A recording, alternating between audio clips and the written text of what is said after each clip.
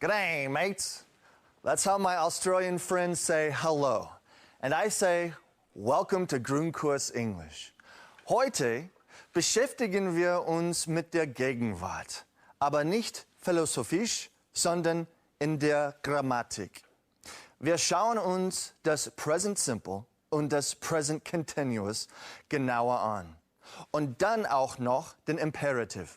Aber let's get the party started with leisure, pleasure, and entertainment. Because we love to entertain you. Anyway, today's piece of literature is from the British bestseller author Peter Mayle. His series of books detailing in his life Provence, France, became very famous. Unfortunately, poor Mr. Mayle had to flee from his house in Provence after he had put its exact location in his books, and readers started visiting him. For his first unexpected guests, he opened a bottle of wine and they philosophized about the literature. But then Japanese tourists started to arrive by the busloads. Sometimes it's good to stay anonyme. This piece is from a happier time out of the book Toujours Provence. Mayle and his guests are about to visit a concert in Avignon where Luciana Pavarotti is to perform. Enjoy. Swift and decisive action was necessary to secure tickets. It was taken while we were dithering by our friend Christopher, a man who operates with military precision when it comes to the big night out. He arranged everything and gave us our marching orders. On parade, 1800 hours. Dinner in Orange under a magnolia tree at 1930 hours. Seated in the theatre by 2100 hours. All ranks to be equipped with cushions to protect buttocks from stone seats. Liquid rations provided for the intermission. Return to base approximately at 100 hours. There are times when it is a relief and a pleasure to be told exactly what to do, and this was one of them. We left at 6 sharp, arriving in Orange an hour later, to find the town in festival mood. Every cafe was full and bustling with extra tables and chairs, edging out into the streets to make driving a test of how many waiters you could avoid bumping into. Already more than 2 hours before the performance, hundreds of people with cushions and picnic baskets were streaming towards the theatre. The restaurants displayed special menus for the Soirée Pavarotti. Le Tout Orange was rubbing its hands in anticipation, and then it started to rain. The whole town looked upwards, waiters, drivers, cushion carriers, and no doubt the maestro himself, as the first few drops landed on dusty streets that had been dry for weeks. Quelle catastrophe! Would he sing under an umbrella? How could the orchestra play with damp instruments? The conductor conduct with a dripping baton? For as long as the shower lasted, we could almost feel thousands of people holding their breath. But by 9 o'clock, the rain had long since gone, and the first stars were coming out above the immense wall of the theatre. As you have just heard, the visit of the concert is planned with military precision. And our 4-star grammar general is attacking today's grammar load with nothing less. Isn't that right, Carolyn? Yes, sir. Zu Befehl, ganz genau. Wie angekündigt geht es heute um das Präsens, die Gegenwartsformen. Wir starten mit dem Present Continuous, also der Verlaufsform der Gegenwart. Diese Zeitform, Present Continuous, gibt es im Deutschen nicht. Sie wird im Englischen verwendet, um Vorgänge zu beschreiben, die gerade eben vor sich gehen oder eine gewisse Zeit dauern. Außerdem wird sie sehr oft für Handlungen verwendet, die in der Zukunft stattfinden. Damit beschäftigen wir uns dann ausführlich in der Folge 7. Achten Sie auf diese Formen im folgenden Film. Eric is planning his weekend.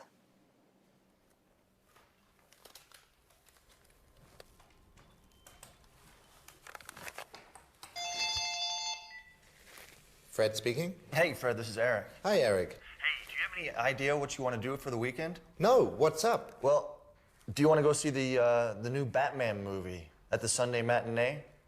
No, I plan to watch it with my nephew. Well, do you have any idea what we could do on the weekend? Wait a minute. Let me come over and we'll talk about it. Okay. Well, right now I'm planning to read a book this weekend. Let me check what everybody else is up to. Maybe I can find something for us to do. Okay, cool. Hey, what's Claudia doing this weekend? Is she visiting her parents? Yes, she's out of town at the weekend. What about Julia? Well, Julia's attending a knitting course on Saturday and Sunday. Look, this is starting to get complicated. Let's meet up for lunch, and we can talk about our plans. Sure. Give me half an hour to come up with something. Okay. Let's meet at noon at the snack bar around the corner. Gotcha. All right. Okay? See you later. Da war ja schon viel Schönes dabei. Zunächst einmal haben Sie bestimmt festgestellt, wie das Present Continuous gebildet wird. Nämlich so. Schauen wir uns das mal an. Man nehme die entsprechende Form von to be, also you are, he, she, it is, we are und so weiter. Dann hänge man an das Verb ein ing. Sie sehen es in der Grafik. Aus den Grundformen be und plan wird in der ersten Person Present Continuous dann I am planning.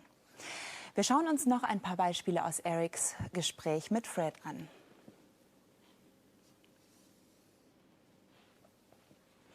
Hier sehen Sie das Present Continuous. Da haben wir jeweils die Form von to be und das Verb in der ing-Form. Und noch ein paar Hinweise zur Bildung der ing-Form. Bei manchen Wörtern gibt es eine Veränderung der Schreibweise. Nach einem kurzen betonten Vokal, also a, e, i, o oder u, verdoppeln wir den Konsonanten. Endet ein Wort auf ein stummes e, also ein e, das nicht gesprochen wird, so wie bei hope zum Beispiel, dann fällt das e weg, wenn das ing angehängt wird. Und dann haben wir noch Ausnahmen, natürlich. Aus die wird dying, aus lie wird lying. Aus ie wird also y. Das merken wir uns jetzt einfach mal. So, jetzt wissen wir also, wie das Present Continuous gebildet wird, nämlich mit der entsprechenden Form von to be und dem Verb mit angehängtem ing. Jetzt sollten wir uns noch damit beschäftigen, wann und warum es angewendet wird. Am besten schauen wir noch einmal bei Eric rein.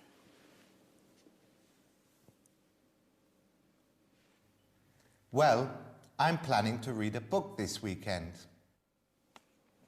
Look, this is starting to get complicated. Ich hatte ja bereits vorhin erwähnt, dass das Present Continuous verwendet wird, um Vorgänge zu beschreiben, die gerade vor sich gehen oder eine gewisse Zeit dauern. Zum Beispiel wie gerade gesehen bei Eric und Fred. Fred plant jetzt gerade, dass er am Wochenende ein Buch lesen möchte. Und Eric findet in genau diesem Augenblick, dass die ganze Planerei anfängt, kompliziert zu werden. Damit sind wir mit dem ersten Teil unserer Grammatik eigentlich schon durch.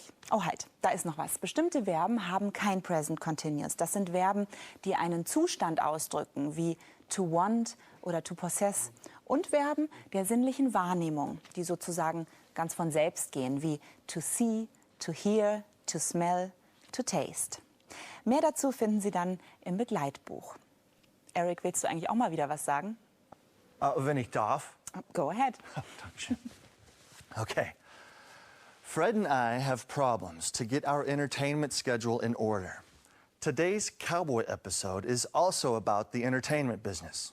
Location, a movie theater. Mission, rescue a lady. Let's watch the cowboy.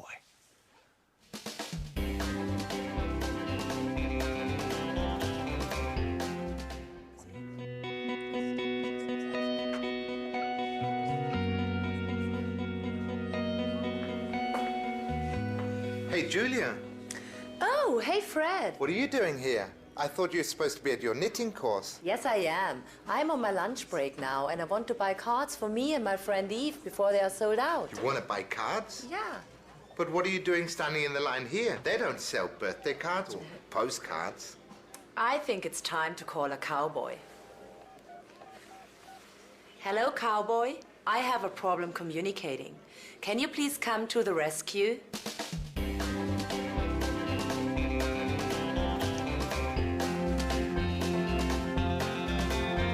Okay. I'm coming to the rescue.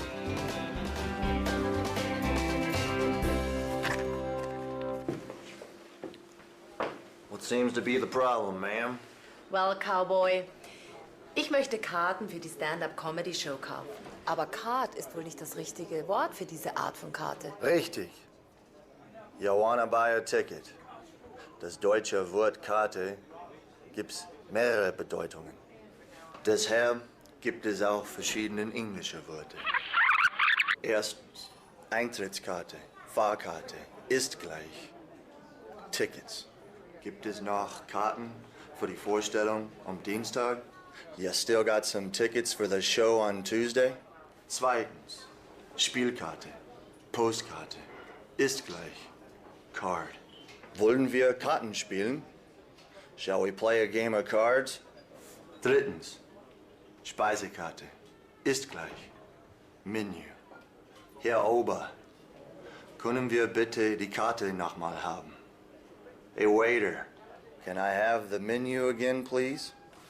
Viertens, Landkarte, ist gleich, Map. Ich finde diesem Ort Umleitung nicht auf die Karte. I can't seem to find the place Umleitung on the map. Thanks, Cowboy, for your help. Now I know the difference between ticket, card, menu, and map. My pleasure, ma'am. If you find yourself in a hole, the first thing you do is you stop digging. The second thing you do is call a cowboy.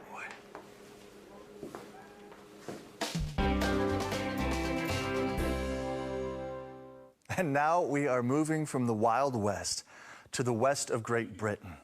Wales, not the mammals, is part of the United Kingdom and about the same size as Massachusetts. It has over 1,200 kilometers of coastline, wild cliffs, and sandy beaches. But see for yourself. Wales is the smallest part of the United Kingdom, with an area of 21,000 square kilometres and a good 3 million inhabitants. Higher in numbers than the human inhabitants, Wales is populated by sheep. Without them, Wales's landscape is inconceivable. 12 million of them furbish the lush pastures. 1/3 of the Welsh earn their living from farming. Between April and June is sheep shearing time. Wales is famous for exporting its wool to the English textile market. Besides animals, rivers, wide bays and historic buildings shape this unique, wild landscape. The largest fortress in Wales is to be found in the south of the country and is called Caerphilly Castle. It was built in the 13th century.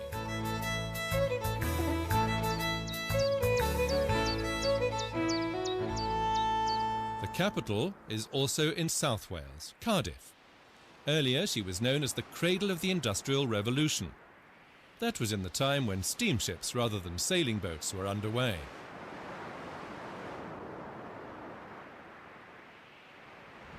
The wealth that was once Cardiff's is still present in the house facades with their typical gables. Many young people still gravitate towards the capital. There are fewer opportunities for work in the country. Cardiff is known for its tolerance and openness towards foreigners as well. After all, in Celtic, the word Wales means fellow countrymen. The Welsh are still attached to their Celtic roots, including their Celtic language. Since 1993, the Welsh and English languages have been formally given equal status. Welsh is a compulsory subject at school. And Wales wouldn't be Wales if you couldn't still take a dip in the warm waters of the Gulf Stream with temperatures of only 16 degrees outside. 16 degrees. I'm getting cold when I see this. But Fred and I have hot plans for the weekend, as you will see in the next film. The other present tense will be presented, the present simple, die einfache Gegenwart. When do I use the present simple?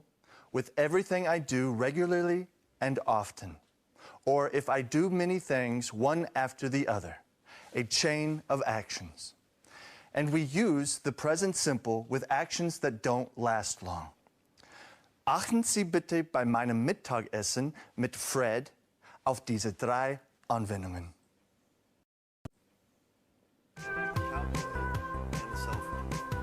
But I tell you what, I am so hungry. I can eat a cow. Do you have plans for the weekend? The weather's going to be nice. Let's go hiking in the mountains. Hiking? No. I hike almost every other weekend. This weekend I have off. Do you know what you want? The lentil soup. Looks good. Yeah, I need some time to relax too, since next week I've got a lot of work to do. I'll take Hello. 2 lentil soups, please. Yeah. But I thought we could find some time to hang out. We can either go to the gym, watch amateur soccer, or we go to a club Sunday evening and watch some stand-up comedy. That sounds good. How about if we go to the gym first and then watch some stand-up? Okay. I buy the tickets for the stand-up, and then we meet at the gym Saturday morning. Okay. Does Julia really go to a knitting course every weekend? Yeah. For 1 month now, she attends this course. She wants to knit socks for her nieces and nephews for Christmas. Really? What about Caroline? You think she wants to come along? Should I call her and ask? Yeah. Better yet, visit her after work. She lives right around the corner from me, so go over there, ring, and ask her in person. Yeah, sounds like a good plan. The super's good. Delicious. Wie Eric ja gerade schon gesagt hat, das Present Simple verwenden wir erstens bei Vorgängen, die immer wieder und gewohnheitsmäßig geschehen, also bei allem, was ich regelmäßig und immer wieder mache. Zweitens bei Handlungsketten, also wenn ich vieles hintereinander mache. Oder drittens bei Vorgängen, die nur kurz ablaufen und dann abgeschlossen sind, wenn es also schnell gehen muss. Ein Beispiel zu erstens, Verwendung des Present Simple bei gewohnheitsmäßigen Handlungen, haben wir hier. I hike almost every weekend. I hike almost every weekend. Eric geht fast jedes Wochenende zum Wandern.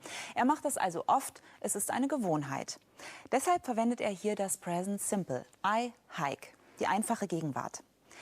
Beim Present Simple gibt es Signalwörter, die helfen zu erkennen, dass man es verwendet. Schauen wir uns das auch mal an. Alles mit every gehört dazu, also every day, every month, every weekend, every morning.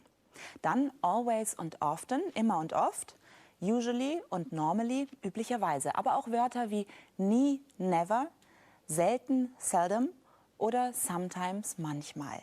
Lange Rede, kurzer Sinn. Bei Handlungen, die man immer oder immer wieder tätigt, verwendet man im Englischen das Present Simple. Weiter zum nächsten unserer 3 Punkte. Zweitens. Das Present Simple verwenden wir bei Handlungsketten. Ein Vorgang reiht sich unmittelbar an einen anderen. Wir suchen bei Eric und Freds Plänen mal danach.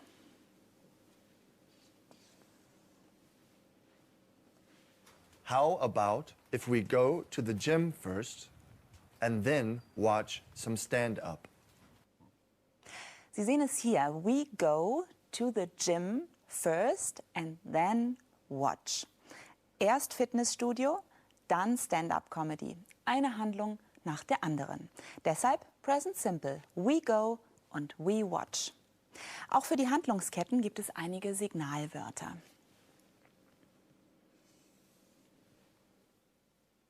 First und then hatten wir gerade. Dann noch Wörter wie after that oder finally. Alles Wörter, die Handlungen in eine Abfolge stellen. Zuerst mache ich dies, dann mache ich das und zuletzt dann was anderes. Und jetzt noch zu Fall 3, bei dem das Present Simple zur Anwendung kommt. Kurz ablaufende Vorgänge. He drops his fork. He cuts his finger. The bomb explodes. Das dauert alles nicht lang, zum Glück, und ist dann vorbei. Damit haben wir unsere 3 Fälle, in denen wir das Present Simple verwenden. Alle 3 noch einmal in dieser Übersicht hier.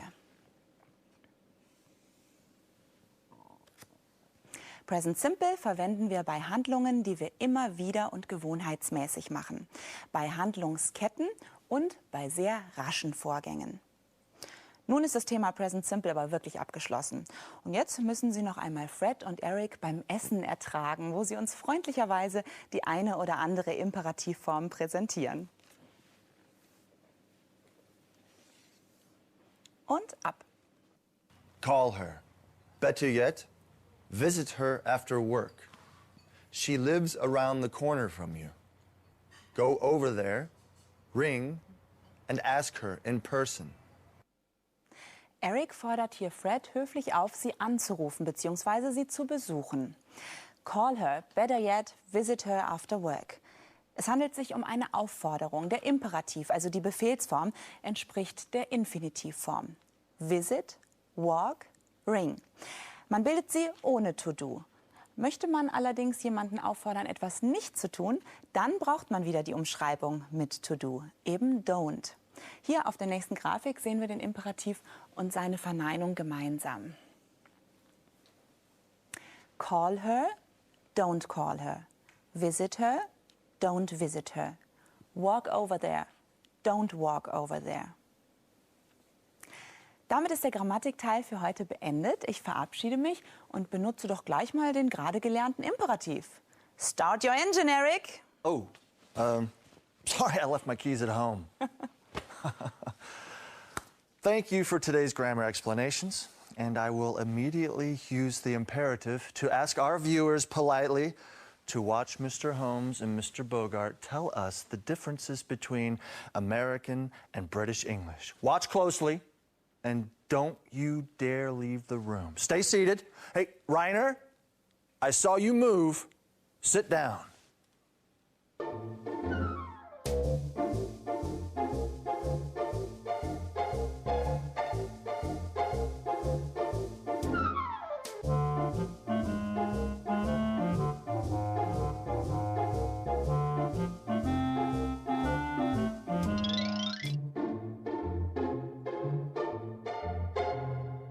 Bicycle.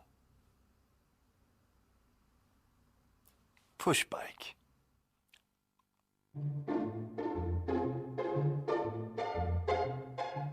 Carnival. Fun fair.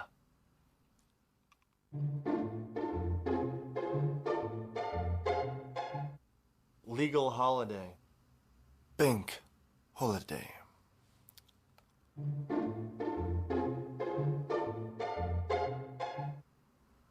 Motorcycle. Motorbike.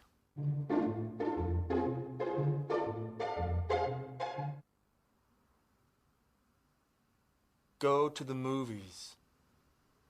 Go to the cinema.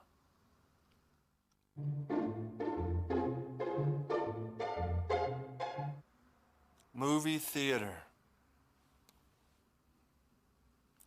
Cinema.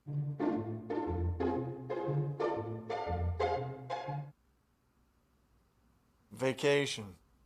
Holidays.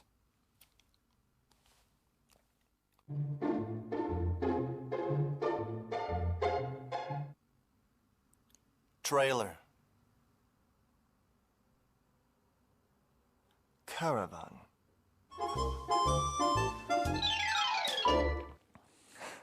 Caravan. Oh my God. The British are strange. Caravan rubbish. That just sounds wrong. Trailer trash are the right words. Well, anyway, there is no trailer trash in Boston, Massachusetts. But there is a very annoying foreigner. Our Bavarian in Boston still tries to talk to his friends at the bar.